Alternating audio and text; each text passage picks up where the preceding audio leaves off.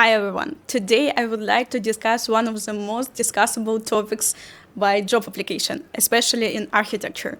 CV. No, not about portfolio this time. And on this line are also portfolio and of course motivation letter, bachelor diploma or master diploma, but CV one of the top 3. First of all, please do not use the layout from Canva, for example, or from different design tools you can download from internet. No, it should be just simple white background and black letters on the white background. Then it's very important to go through the structure of CV.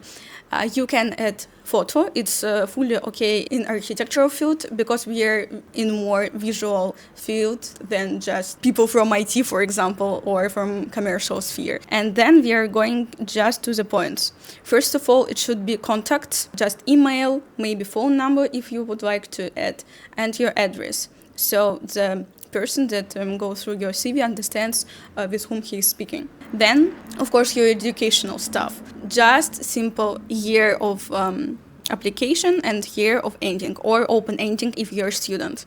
And your course. And if your GPA better than 80% out of 100, please add your GPA too, because it's a good advantage of yours.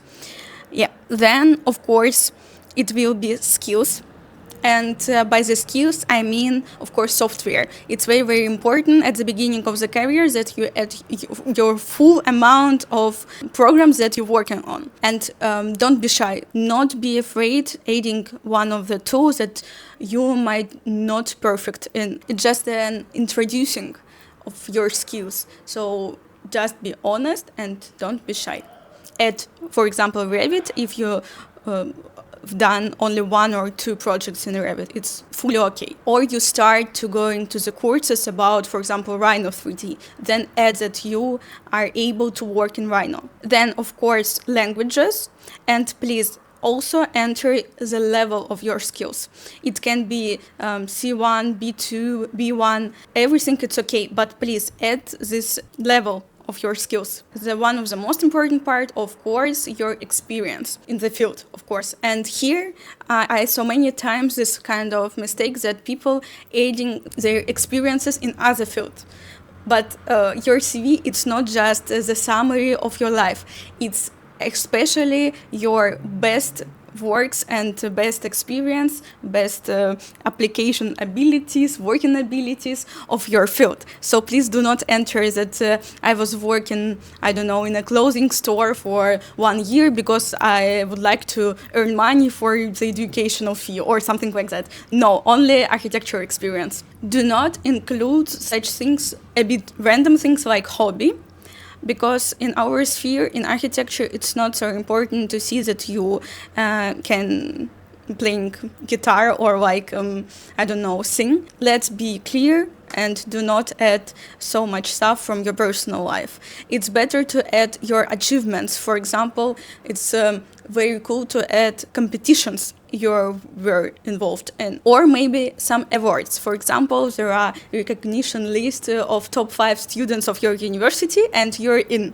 So please add then this rather than adding your hobbies, so something like that. And maybe you have something special on your practical experience. For example, you were able to work in different levels or phases of construction. For example, from the very first stage of competitions, and then in the execution planning, and then you were involved in working on site and something like that. So it's very important to mention if you're one of these persons.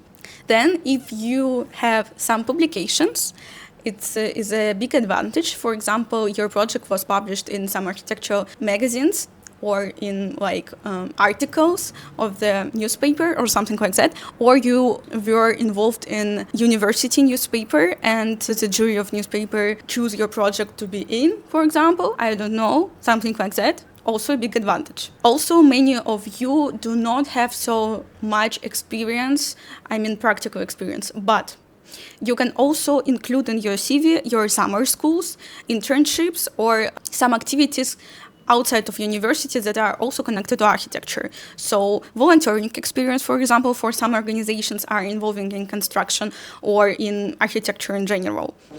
And also important to mention your exhibition experience. I know there are a lot of exhibitions at the end of the university, or at the end of the 1 year of university, and maybe your project was in there. So please add this information and describe a bit what was the exhibition about.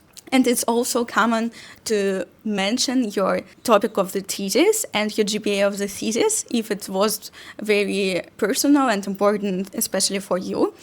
For example, it was connected with the huge research, or the building was very crucial for you personally in your way in architecture. So please add this also. And don't be afraid of having only one practical experience or only one internship in architecture. You can also show your abilities to work in architecture with the help of other activities I described. So good luck. And I think I will do another video with all of the list of mistakes.